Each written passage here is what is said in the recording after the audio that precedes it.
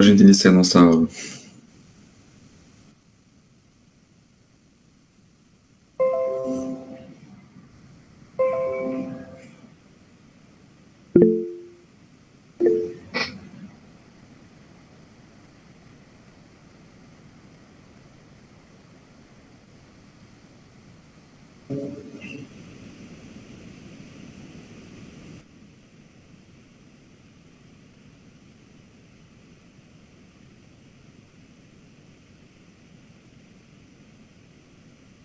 Então, novamente, bom dia.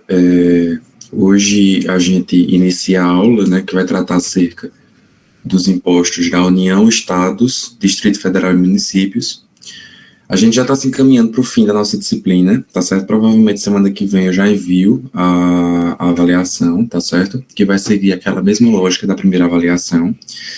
Semana passada não consegui assistir a aula, porque eu não sei se vocês ficaram sabendo, mas teve um caso de suicídio aqui em Campina, de uma adolescente, e aí ele era meu vizinho, né, eu era muito próximo, e eu não tive condição de assistir, inclusive agradeço a compreensão de vocês, né, porque eu realmente não pude dar aula semana passada, mas a gente retoma nessa parte aí dos impostos, né, da União, a gente vai discutir um pouco acerca de cada um desses impostos.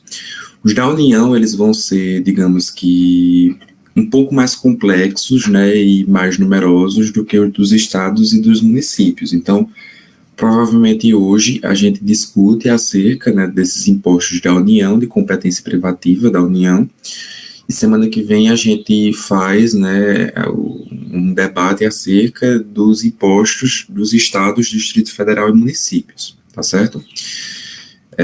Mas vocês vão visualizar que, por exemplo, quando a gente discute acerca dos impostos do Distrito Federal, eles vão estar basicamente ali numa zona de interseção entre os estados e municípios, tá certo? Às vezes tendo competência de estado, às vezes tendo competência de municípios, né? Então, é importante a gente, inclusive, analisar esses impostos aí estaduais e municipais juntos para que a gente também analise aí, na sua completude, a figura do Distrito Federal, tá certo? Mas, deixa eu só pegar a canetinha aqui. Em regra, né, a União, de modo geral, ela vai instituir os impostos que estão presentes lá no artigo 153 da Constituição Federal. E quando se fala dessa competência, tá certo, de se instituir impostos específicos, a gente sempre vai ter como base a Constituição Federal. A gente tem um Código Tributário, mas esse Código Tributário ele vai seguir, digamos que, um entendimento basilar que está presente lá na Constituição Federal.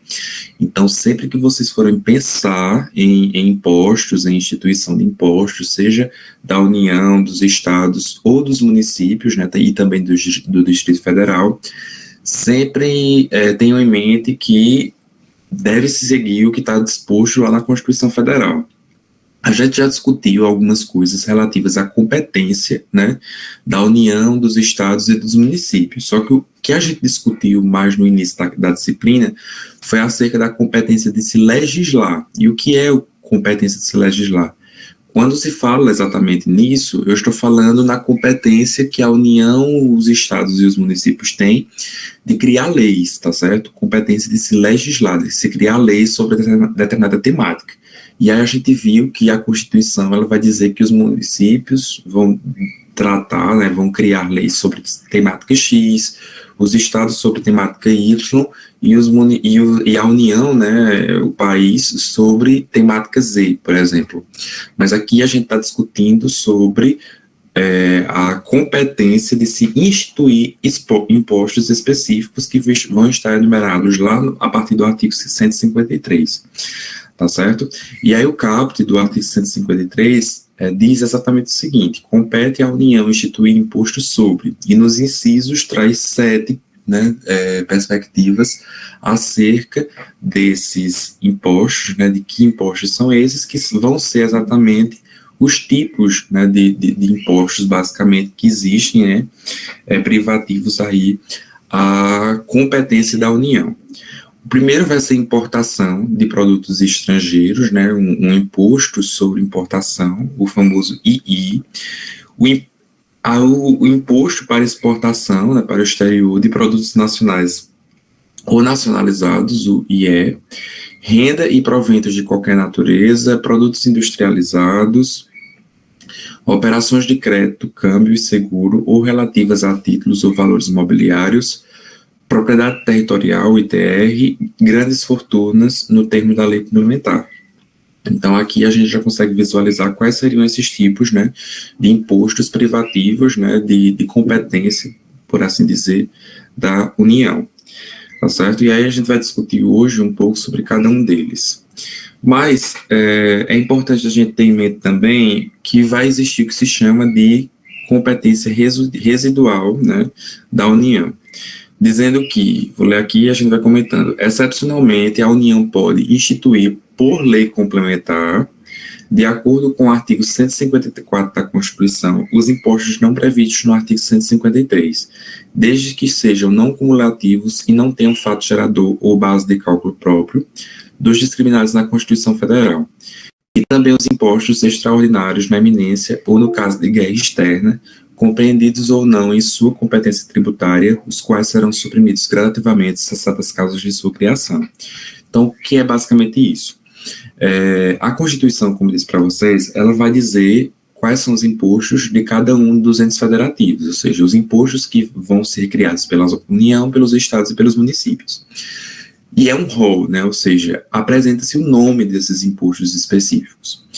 Caso haja a necessidade de se criar um novo imposto, ou de se cobrar um outro imposto que não esteja presente em todos esses que são discriminados pela Constituição, a União ela vai ter o que se chama de competência residual, ou seja, ela pode exatamente instituir, desde que crie uma lei complementar para tal.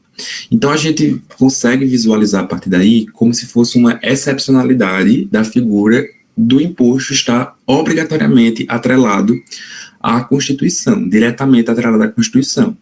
O ideal e mais comum é que eles realmente estejam, tá certo? Presentes ali no rol taxativo dos artigos 153 e seguintes, né, que vão tratar sobre cada um dos impostos de cada uma das unidades federativas, tá certo?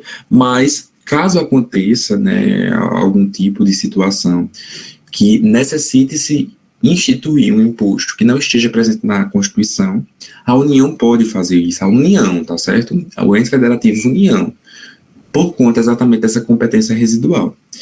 Só que não é dessa forma, assim, sem nenhum tipo de trâmite, né, por não estar na Constituição, que efetivamente você vai simplesmente sair instituindo imposto por aí.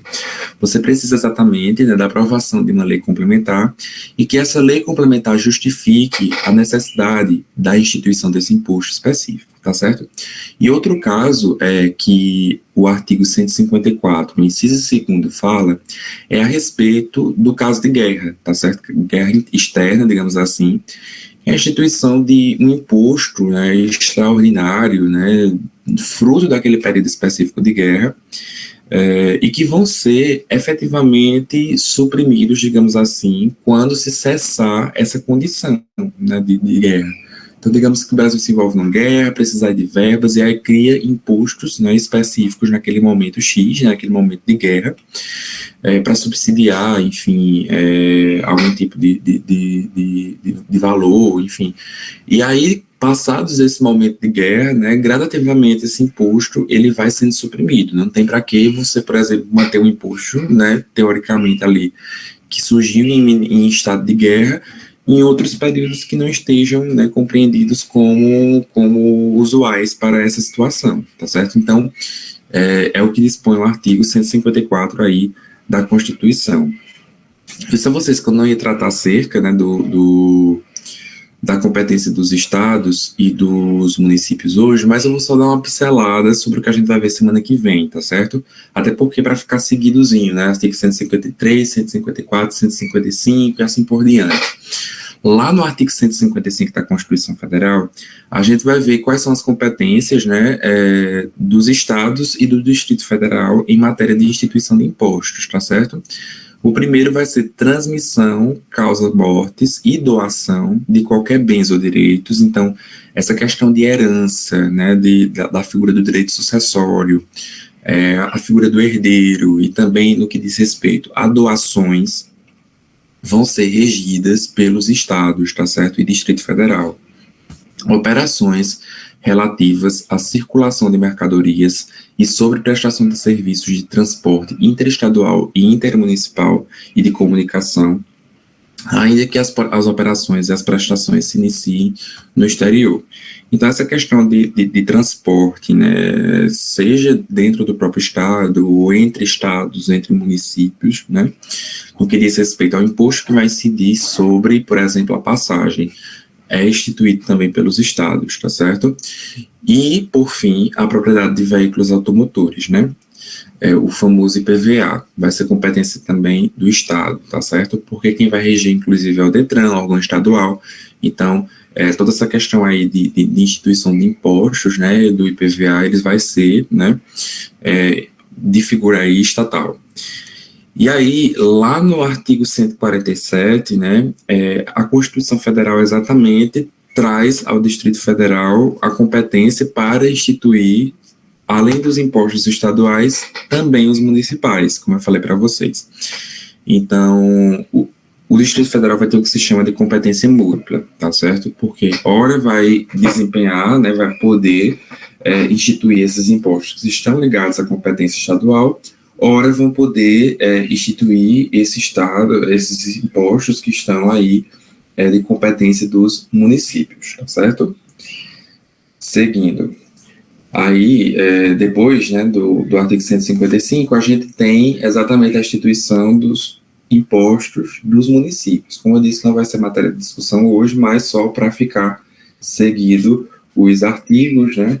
No artigo 156, a gente traz, efetivamente, quais seriam essas competências dos municípios, e elas vão ser competências mais residuais, ou seja, o que sobrou, tá certo? Então, a gente tem lá, né, o rol da União, dos estados, que envolve muita coisa, aí o que sobra a gente discute, né, para o município. O que se objetiva, tá certo, pessoal, com essa instituição de cada uma de impostos para cada uma das unidades federativas, né, o objetivo que o legislador disse que teve foi exatamente você conseguir ter uma espécie de respeito às condições regionais, tá certo?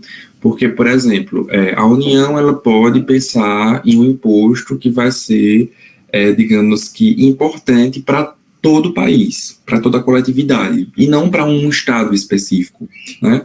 E aí que surge, né, consequentemente, por conta disso, né, a importância de se ter impostos que são instituídos de acordo com cada um dos estados, porque a gente vive, né, a gente é de um país de condições, de características continentais, a gente é um país enorme, se a gente for avaliar, cabe vários países da Europa dentro do nosso país, e, consequentemente, né, por óbvio, vão existir diversas necessidades que vão, digamos que, destoar de um estado para o outro, ou seja, a Paraíba ela vai ter uma realidade específica totalmente diferente de um estado lá do sul, totalmente diferente do estado lá do sul, do norte, até mesmo mais próximo aqui do próprio Nordeste, tá certo? E aí esses impostos, eles serviriam, digamos assim, inclusive de acordo com como eles são cobrados, né, para respeitar essas particularidades regionais, tá certo? Como se a União, por exemplo, só instituísse coisas que estivessem em comum com todos os estados, e as particularidades desses estados fossem regidas exatamente por cada um desses estados, tá certo? E, afunilando mais ainda, os municípios tivessem competência, né, para instituir questões que fossem mais, digamos que, específicas de cada um dos municípios, porque a gente tem inúmeros, né? Só que no estado da Paraíba, né, nós temos mais de 200 municípios, né? Eu fico até dizendo que com a pandemia, né, com o advento da pandemia, que no jornal passa os casos, né, de Covid de tais municípios estão com bandeira vermelha e assim por diante, bandeira amarela. Todo dia eu conheço um município novo da Paraíba, efetivamente, porque a gente sempre fica muito fechado a essa região metropolitana, quem é daqui, né? A essa região metropolitana de Campina Grande, né? Campina Grande, Lagoa Seca, Lagoa de Roça, Esperança, Queimadas, Aroeiras, a gente acha que só existem esses municípios, né? Mas existe uma gama efetiva de municípios que, inclusive, tem uma realidade totalmente distinto da realidade de Campina Grande, principalmente pela questão de porte, né, de cidade. E se a gente for analisar, o jeito que se vive aqui em Campina Grande, questão de custo de vida, é totalmente diferente, por exemplo, de João Pessoa, tá certo? Né, que é uma cidade litorânea, uma cidade capital, que, queira ou não, tem um fluxo maior de movimentação, mercadorias, totalmente distinto. E se a gente for analisar, né, mas é porque é uma capital. João Pessoa para Recife já muda muita coisa, tá certo? Que dirá de uma cidade super pequena, do interior lá do sertão, com 5 mil habitantes, para São Paulo, né? São Paulo capital. Realidades extremamente distintas. Então, esses impostos, eles precisam respeitar também essa condição, né, de diferença entre os municípios. Mas, enfim, o artigo 156 vai instituir os seguintes impostos, como competência aí dos municípios. Primeiro, propriedade predial e territorial urbana, né? Transmissão intervivos. Vejam que lá nos estados a gente tem as transmissões intermortes, que são as heranças, né? Mas aqui a gente fala de transmissão intervivos. A qualquer título, por ato oneroso, de bens imóveis por natureza ou acessão física e direitos reais sobre imóveis, exceto de garantia, bem como cessão de direitos à sua aquisição. Vejam a diferença desse inciso para o inciso passado, né, lá da competência dos estados no artigo 155. Primeiro que lá a gente tem transmissão intermortes, ok? Em primeira situação, a grande diferença é essa, né? Figura de herança, aqui a gente tem transmissão intervivos. Lá a gente pode ter também uma transmissão intervivos? Pode, mas transmissão que não seja onerosa, que são exatamente as doações. Aqui a gente está falando de transmissões onerosas, ou seja, que tem um valor. Venda, tá certo? Venda, por exemplo, de imóveis. Então, o imposto que vai recair acerca daquela venda, ele vai ser, digamos que, tributado de município a município. Aí, seguindo, serviços de qualquer natureza, não compreendidos no artigo 155, inciso 2, definidos em lei complementar. Então, aqui a gente também dá uma abrangida, né, de forma mais geral aí no que diz respeito a esses serviços de qualquer natureza. O que seriam esses serviços de qualquer natureza, né?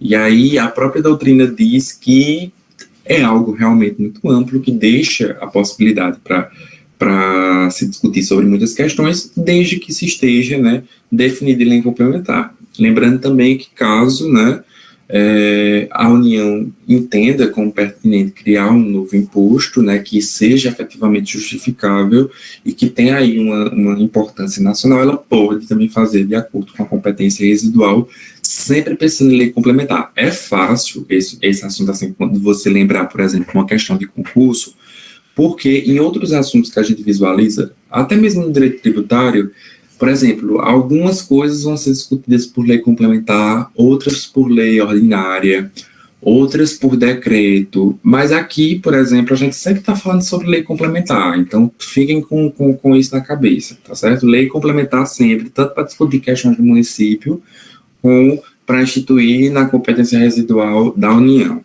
tá certo? E aí, com a Constituição de 1988, os municípios passaram, né, a fazer parte da federação, e, consequentemente, né, gozarem de autonomia administrativa, financeira e política, né? E aí, essa autonomia, inclusive financeira, ela traz aí, né, essa possibilidade de se instituir impostos, tá certo? E, como eu disse, a gente vê a figura de vários municípios, né, que, inclusive, quando você vai analisar, eles não conseguem se sustentar, digamos assim, pela arrecadação dos próprios impostos, e isso é um problema, tá certo, que a gente visualiza no nosso país.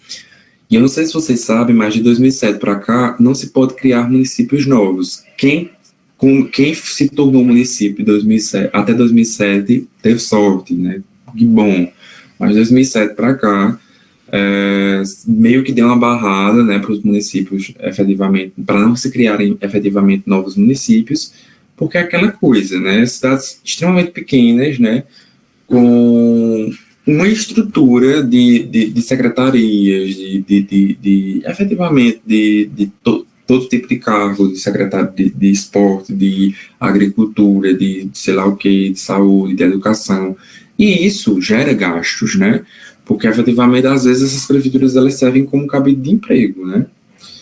E aí por isso que se tinha tanta, né, se buscava tanto, as prefeituras se exigiam tanto, porque de se ter essa autonomia, né, de se criar um município quando eram distritos, porque quando você é distrito de um outro município, você depende daquele outro município, né? É como se existisse alguém superior ali em você, a você na mesma hierarquia, né? Imaginem só. Se você tem um município, sei lá, de 20, 30 mil habitantes, e condicionado a ela tem um distrito de 3, de 5 mil habitantes. Efetivamente, os secretários, por exemplo, de saúde, de educação, de infraestrutura, eles vão ser contratados lá no município principal, né? No município, porque o outro é distrito. E o distrito, ele efetivamente vai ficar relegado a segundo plano. Então, por isso que se pleiteava tanto, né, que casos em que esses distritos se tornassem efetivamente municípios, para que pudessem ter efetivamente uma folha de funcionários, consequentemente, uma folha de pagamentos, né?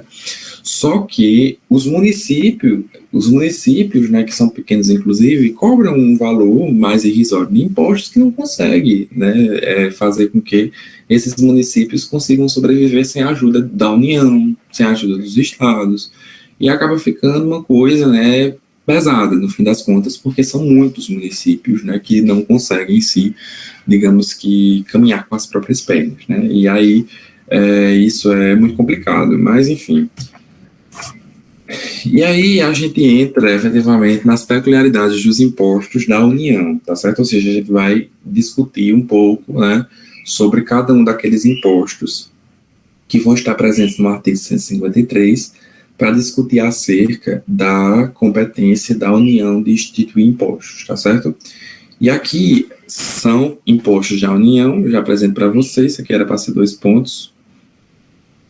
Imposto de importação, imposto de exportação, imposto sobre a renda e proventos de qualquer natureza, imposto sobre produtos industrializados, imposto sobre a operação de créditos de câmbio seguro ou relativos a títulos ou valores mobiliários, imposto sobre propriedade territorial rural e imposto sobre grandes fortunas. Aqui, basicamente, né, o que está descrito lá no artigo 153. Certo? Só fiz copiar aqui. E aí, entrando no primeiro imposto, né, da União, que é o imposto de importação, o II, o imposto de importação ele vai ser também chamado, aí, inclusive, pela doutrina de tarifa aduaneira, né, ou então de imposto regulatório. Por quê? Porque o objetivo central desse imposto de importação, como o próprio nome já diz, é exatamente estabelecer regras no que diz respeito à importação. Tá certo? E há, digamos que, organizar, né, regular, disciplinar, e também quando a gente vai falar sobre imposto de exportação. As regras do comércio exterior, tá certo? Então, digamos que a função desse imposto, ele vai ter, digamos que, uma perspectiva extrafiscal, porque o objetivo principal seria regular esse comércio exterior e não arrecadar valores per si, tá certo? E aí, lá no Código Tributário Nacional, a gente efetivamente vê a disciplina desse imposto lá no artigo 19. É como se fosse o seguinte, a Constituição, ela tratasse de modo, né, amplo, que teria o imposto de importação.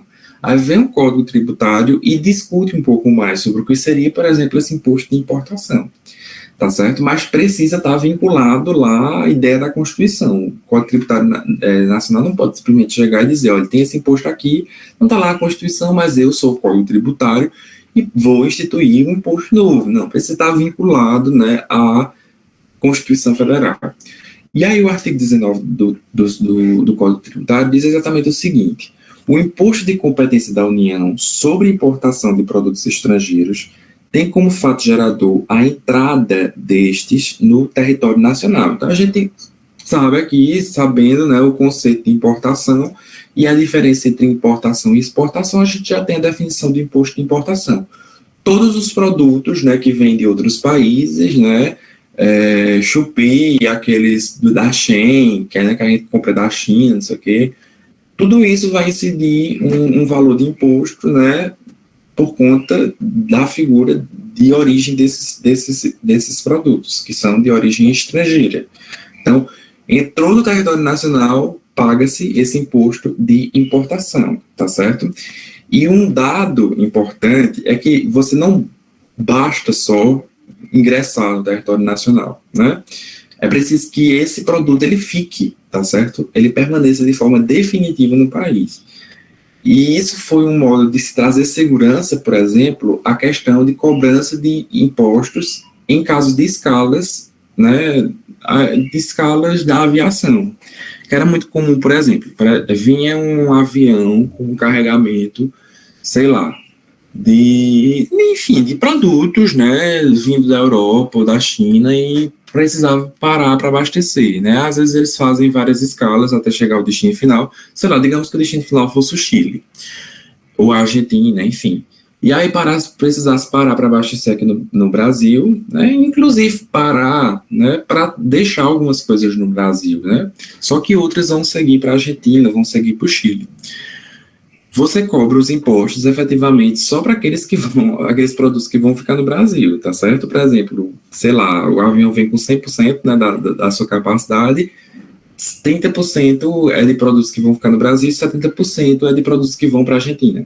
Aí você efetivamente só vai cobrar 30%, porque no começo, né, que não tinha esse entendimento, inclusive, né, jurisprudencial, legislativo e doutrinário, queria se cobrar por tudo as mercadorias. Só que, efetivamente, aquelas mercadorias elas não vão agregar, não vão somar ao país. Então, por lógica, né, não tem como você estar querendo instituir impostos, né, sobre esses valores, tá certo? Então, já é entendimento pacificado, só paga imposto, só cobra imposto de importação daqueles produtos que efetivamente fiquem no país. Em caso de escala, né, não se cobra.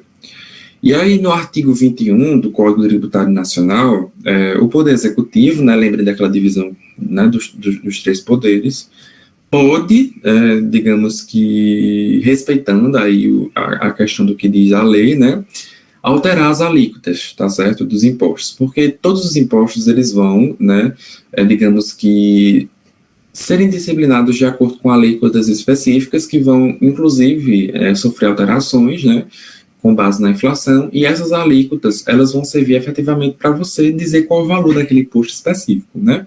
E aí o Poder Executivo, ele pode, digamos que, justificadamente, alterar essas alíquotas, né, a base de cálculo. E aí, qual seria o objetivo, a função, efetivamente, de se poder, né, alterar essa alíquota?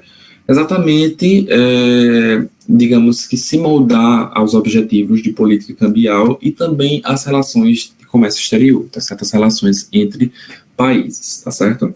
E aí o contribuinte, o sujeito passivo, né, o polo passivo do imposto, vai ser exatamente o importador, ou a quem a lei a ele equiparar, e o arrematante de produtos apreendidos ou abandonados no caso de leilão, tá certo?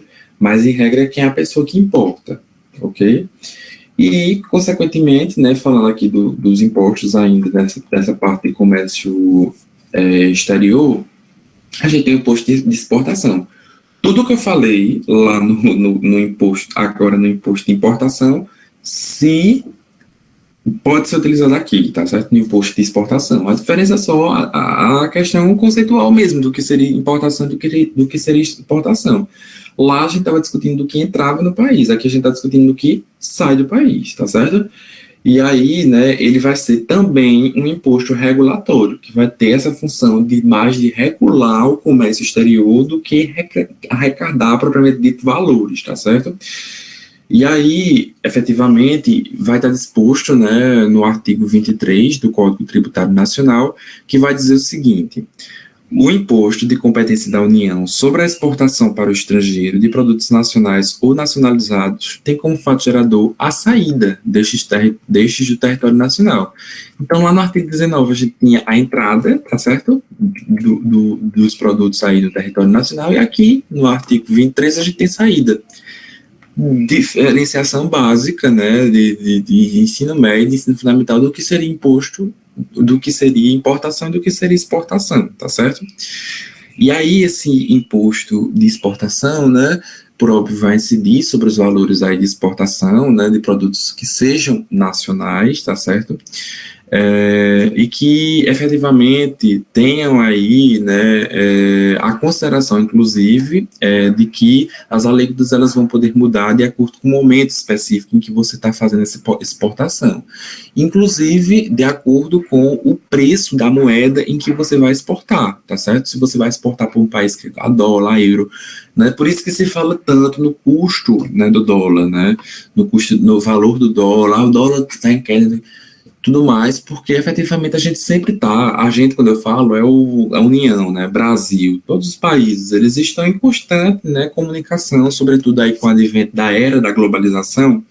Quando eu fiz economia, eu tinha uma professora que dizia que não era mais era da globalização, era da financiarização. Com essa era da financiarização, a gente tem efetivamente o diálogo, né, aí, cultural, mas também financeiro, né, desses países. Então, por óbvio, a gente precisa de regulamentações acerca disso, né. E aí, do mesmo jeito, lá do imposto de importação, o Poder Executivo, ele também pode, né, alterar essas alíquotas, tá certo?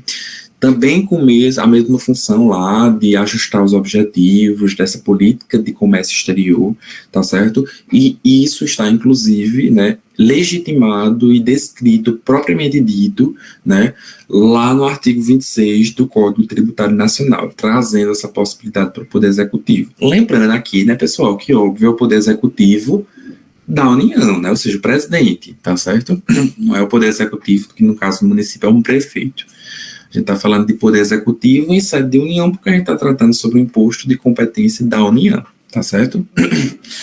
Outro imposto, né, é o imposto de renda. Todo mundo conhece imposto de renda, né, o IR, famigerado IR, todo mundo fala, né, todo ano a gente discute sobre imposto de renda, e vai ser efetivamente aí, né, um imposto bem geralzão sobre renda e proventos de qualquer natureza, utilizado como um instrumento de distribuição de sua renda. E aí vai ser disciplinado lá no artigo 43, né, do Código Tributário Nacional, e vai ser uma das principais fontes tributárias da União, tá certo? Eu vou só ler aqui o artigo 43 para ficar completinho, né, nossa discussão. Ipsis literis, né, diz o seguinte: o imposto de competência da União sobre a renda e proventos de qualquer natureza tem como fonte gerador a aquisição da disponibilidade econômica ou jurídica de renda, né, assim entendido o produto do capital, do trabalho ou da combinação de ambos, de proventos de qualquer natureza, assim entendidos os acréscimos patrimoniais não compreendidos no inciso anterior. Então, a gente tem, por exemplo, aqui a questão de valores que você ganha por meio do seu próprio trabalho, né? Como, por exemplo, de acordo com o salário que você recebe, vai incidir impostos naquele salário. Só que a gente precisa identificar, né, que não é qualquer pessoa que vai pagar imposto de renda. Uma pessoa que recebe um salário mínimo, por exemplo, não vai, certo? A partir de um valor específico, que é exatamente, né, traduzindo, né, essa renda X específica que vai, digamos que servir como fato gerador para se pagar um imposto de renda, tá certo? Que vai ser, inclusive, eu esqueci o valorzinho agora, eu estava com ele em mente, eu estava preparando a aula esse final de semana e eu estava com o valor em mente, mas muito ruim em números. É um valor por ano. Se você somar aquela remuneração específica, é muito fácil você pesquisar isso no Google, inclusive. Mas se você pesquisar esse valor, né, específico, aí, tipo, se você tem esse valor, aí você efetivamente precisa pagar imposto de renda. Que valor precisa declarar imposto de renda? O valor é exatamente atualizado, tá certo? Vamos lá, o cidadão que recebeu rendimentos tributáveis, no caso, a gente está falando de 2021, aí o que recebeu em 2020, tá certo? Sempre dessa forma. Que recebeu os valores anuais em 2020, quando somados tudo, né? R$ 28.559,70, tá certo? Se a gente for fazer o cálculo, o salário mínimo está quanto? Me digam aí. O salário mínimo de 2021 está... 1.800? 1.100, professor. 1.100, eu ia dizer 1.800. Entendi, 1.800, 1.100. Vamos lá, obrigado aí. 1.100 vezes 12. Aí você coloca vezes 3 porque recebe 13º, né? 1.100 vezes 13 dá 14.300. Então, tá longe de receber aí, né, o valor específico exigido para a cobrança do imposto de renda. Então, mais de 28 mil reais, esses quebradinhos aí, 500 e pouco, imposto de renda, tá certo? Que eu não sei quanto dá esse valor dividido nos meses, né? Tem um valor específico, aí você divide e sai por mês, pelos 13 meses, né? Porque vai incidir também no 13º. E aí, pessoal, digamos que outros valores, né, que vão servir também de acréscimos patrimoniais, podem fazer com que você também precise pagar, né, imposto de renda, desde que esses valores eles ultrapassem 40 mil reais. Então, digamos que você efetivamente receba só um salário mínimo por mês, mas naquele ano específico você vendeu uma casa, e aí esse valor dessa casa, ele acresceu, né, um valor aí no seu rendimento superior a 40 mil reais. Então, você vai precisar efetivamente, né, declarar esse imposto de renda, tá certo? Os parágrafos. A incidência do imposto independe da denominação da receita ou do rendimento da localização, condição jurídica ou nacionalidade da fonte, da origem e da forma de percepção. E outra questão, né, específica é que esses impostos, eles vão efetivamente definir de acordo com o valor que você paga, né? Teoricamente, quem recebe mais, paga mais, assim por diante, né? E até, né, a discussão, né, que se faz sobre essa questão de que se realmente é dessa forma, né, se os impostos, eles são cobrados efetivamente de forma justa, porque quando você vai analisar, tem um débito muito alto desses impostos de renda, né? Se você for analisar, quando está chegando perto do momento, né, do pessoal declarar imposto de renda, aí começa, né? Passa no jornal direto, negociação. Se pagar até tal dia, tem desconto. Se você pagar agora, você consegue, agora os outros valores você não precisa a incidência de juros, né, você está livre de juros, porque efetivamente o povo deixa de pagar mesmo imposto de renda, viu? E além do imposto de renda, né, ainda tem IPTU, IPVA, então, né, são efetivamente coisas, né, que oneram, né, são gastos aí anuais, né, que efetivamente, né, são pesados para o trabalhador assalariado, né? Aí vamos lá seguindo. O fato gerador do tributo é exatamente a aquisição dessa disponibilidade econômica, né, de renda, e o importante é que a questão do IR de PJs, né, de pessoas jurídicas, né, de empresas, né, a gente também precisa discutir sobre isso. Só que a gente fica falando o tempo todo em renda, quando vai falar sobre imposto de renda, e o que é renda, né? É o produto do capital, ou do trabalho, ou da combinação de ambos, tá certo? Como o próprio inciso 1º trata, tá certo? Ou seja, o que você consegue por meio do seu trabalho, ou então do produto do capital aí, tá certo? Aí quando junta isso, dá renda, tá certo? Já proventos são todos os outros acréscimos patrimoniais, como aposentadorias, pensões, doações, tá certo? Que a aposentadoria ela não vai ser fruto diretamente do trabalho, né? Mas vai ter também aí valores específicos. A questão de pensões, que você recebe uma pensão por morte. Se for casado, né? Seu marido ou sua esposa faleceu e você recebe uma pensão por morte, vai incidir também, né? Valores específicos nessa pensão que você recebe. E doações também da mesma forma. Tá certo? A base de cálculo do imposto é o montante real, né? Arbitrado ou presumido da renda ou dos proventos tributários, e as alíquotas elas vão ser variáveis de acordo com os rendimentos do contribuinte, tá certo? Sempre pensando nesse princípio da progressividade. Quanto mais você ganha, né, e da capacidade contributiva. Quanto mais você ganha, teoricamente, mais seu imposto vai ser mais caro, né? Sempre tendo em mente o rendimento do contribuinte, tá certo? E aí o artigo 153, parágrafo 2º, lá da Constituição Federal, tá certo? Diz que esse imposto de renda ele vai ser formado pelos critérios da generalidade, da universalidade e da progressividade.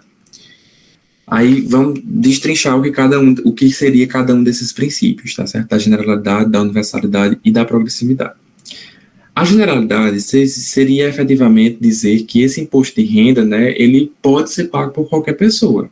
Não qualquer pessoa no sentido estrito, porque se fosse assim, até o indivíduo que recebe só um salário mínimo, ele pagaria. Mas qualquer pessoa que receba mais que 28.500 e pouco, né, vai pagar o imposto de renda, tá certo? Universalidade é que vai recair sobre tudo o que essa pessoa recebe, seja renda, né, proveniente ali do trabalho, por exemplo, ou então proventos, né, proveniente, como a gente vê, de aposentadorias, de doações e etc. E a progressividade é exatamente a questão de que quanto maior o patrimônio, maior será o valor da alíquota, tá certo? E assim, tipo, estou enriquecendo a cada ano, que bom, mas a cada medida que você vai enriquecendo, que você vai ganhando mais, você vai pagando mais imposto, tá certo? E aí, seguindo, a gente tem os impostos, né, sobre produtos industrializados, que é o IPI, que a gente escuta também muito frequentemente em jornais, né, discutindo sobre o IPI.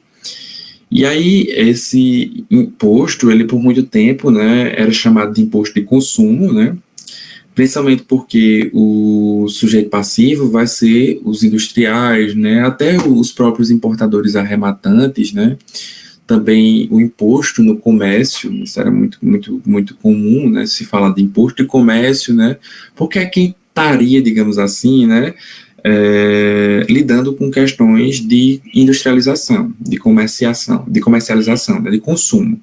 Só que depois foi vendo que quem pagava esses impostos, no fim das contas, eram os consumidores. Por quê? Porque efetivamente você somava, né, esses valores de impostos no valor do produto específico, né?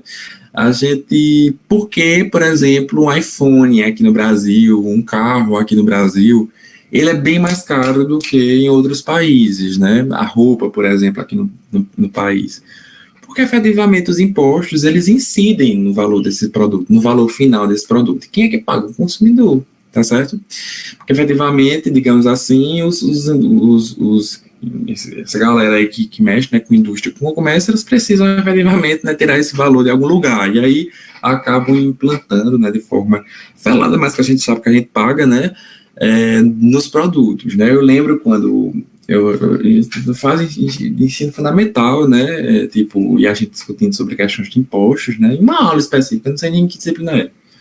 Mas o professor disse, não, uma bala que você compra de 5 centavos. A gente tinha, olha como eu sou velho, tinha aquela famigerada bala 3 por 10, né? Que hoje em dia, acho que uma bala daquela é R$1, uma balinha daquela de iogurte.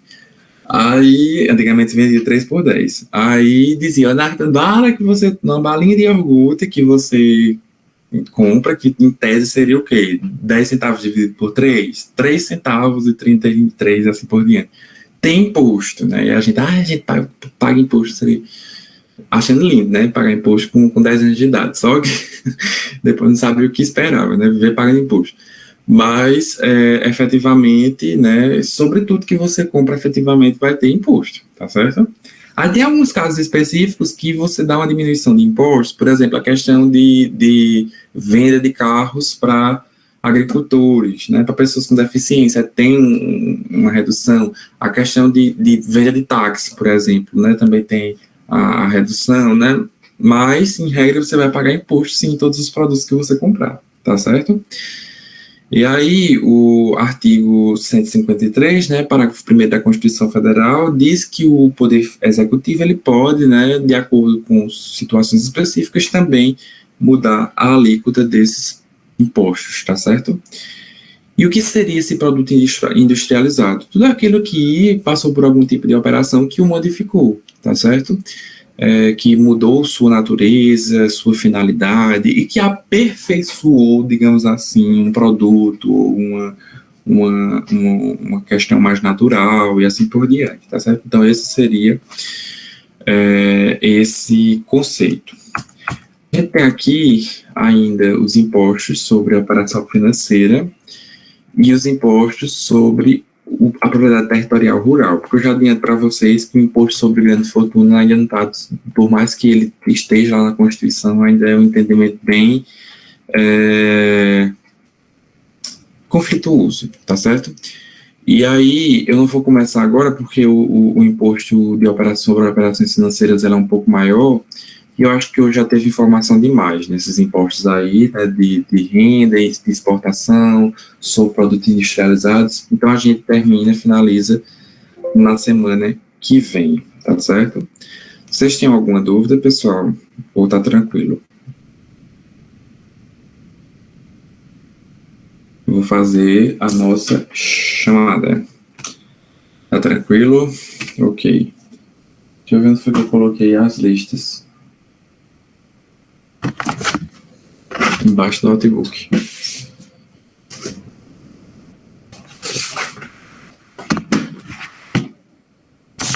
É aqui. Tributário.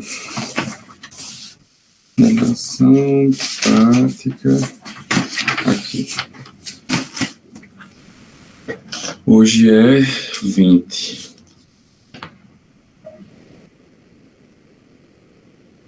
Aí vamos lá. Deixa eu ver o chat aqui. Disseram que não tinha dúvida. Ok. Arthur, tá aí. Aqui, professor. Perfeito. Edival também. Elaine tá aí. Ellington também. Giovanni. Inara tá aí. Também. Israel. João Henrique tá aí? Não, né? Júlia tá. Mairane tá. Acho que Mairane foi aqui que trancou, né? Aí, Mariana. Presente, professor. Júlia. Perfeito. A Mariana tá aí. Poliana não tá. Ryan tá aí também. Ryan também. Ruth também. E Samuel faltou. Então é isso, pessoal. Uma boa semana para vocês. Fiquem com Deus, em paz, aí com que acalma o coração de vocês. E qualquer coisa, vocês entrem em contato comigo, tá certo? Um abraço e até mais.